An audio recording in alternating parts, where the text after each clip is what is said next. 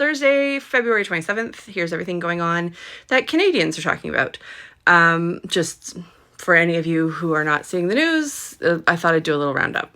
So first up, the tariffs are back on. So 2 days ago, I made a video saying the tariffs are back on. I made a video about potash. Americans were very upset about that. But either way, we thought that tariffs are back on for March 4th, next Tuesday. And then Trump came out yesterday and said, no, the tariffs are delayed until April 2nd. And so Canadians thought, oh, okay, but I didn't make a video about that, thinking, let's give it a minute, see what else he says. Then this morning, by 7 a.m. Eastern, or 7 a.m. Pacific time when I woke up, he had already said the tariffs were back on again for March 4th. So in a quick summary, here's what we know as of right now. March 4th, next Tuesday, Canada and Mexico get a 25% tariff. In addition, he's decided he's going to double the 10% universal tariff on everything coming from China.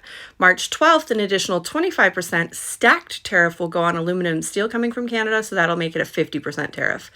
April 2nd, he's decided universal reciprocal tariffs on all countries. He has also mentioned something else to do with a 25% tax on the EU, and I'm not really sure if that's lumped into his reciprocal tariffs. Honestly, does he even know? You can read more about it in the Globe and Mail if you want. And I'm going to be perfectly honest.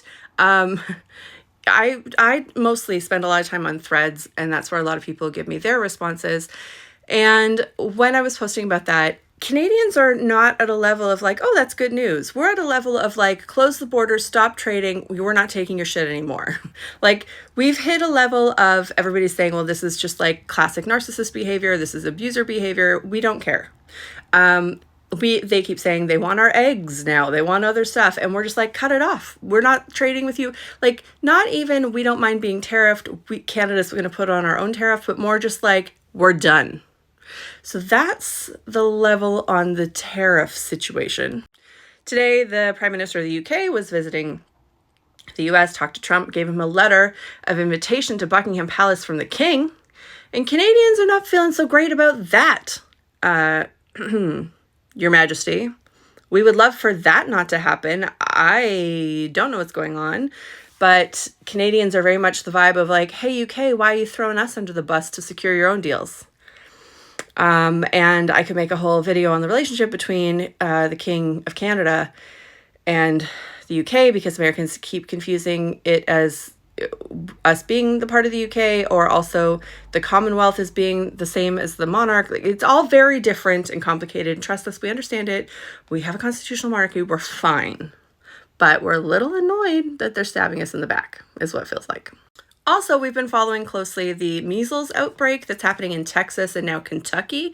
And with the FDA canceling the meeting for next year's deciding what's going to go in the flu vaccine in the United States, Canadians are getting a little nervous because it feels like, should we be allowing people to come into our country now? So there's now people saying, like, should we be worried about closing our borders like we did for COVID? And maybe not allowing American tourists to come here, requiring vaccine mandates or quarantines or something, because I don't know if you've noticed this, but RFK Jr. not doing anything about it. So yeah, we're a little bit concerned about things physically, not just the sentiment, but actual physically spreading into our country. So that's also happening. We've also started a petition to relieve Elon Musk of his Canadian citizenship. When I signed it, I think it's like 328,000 Canadians had signed. Just a reminder, if you do sign that petition, you do have to verify. They'll send you an email. You have to click the link in there to verify that your signature counts, but there's no age limit on it. So perhaps if you're like a high school student or a teacher of high school students and you wanted to give them a really nice lesson in democracy and how petitions in the House of Commons works, that would be a fun exercise for you, maybe. Yeah. So that's the other thing. Some people are now starting to be like, ooh, should I be concerned about the markets? So there is definitely like, what should we do with our RRSPs, TFSAs conversation? Like, this isn't a run on the banks kind of thing, but people are kind of going, ooh, should I trade out of my positions? So that's happening.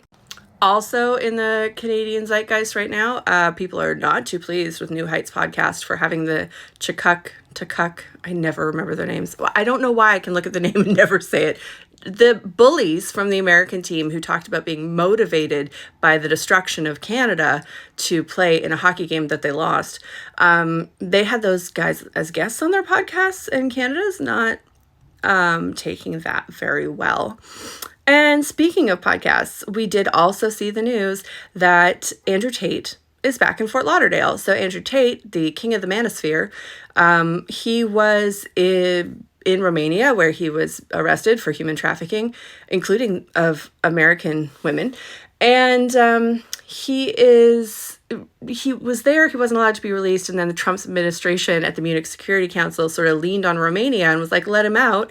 And now he's on a private jet and landed in Fort Lauderdale. And they didn't even tell Governor DeSantis. He even said, wow, people like that, I'm paraphrasing, we don't like people like that in Florida. But nobody bothered to tell him that Andrew Tate was being released and is now on the loose in Florida. So that's the news as we're seeing it up here. Little Thursday roundup for I almost forgot an important piece.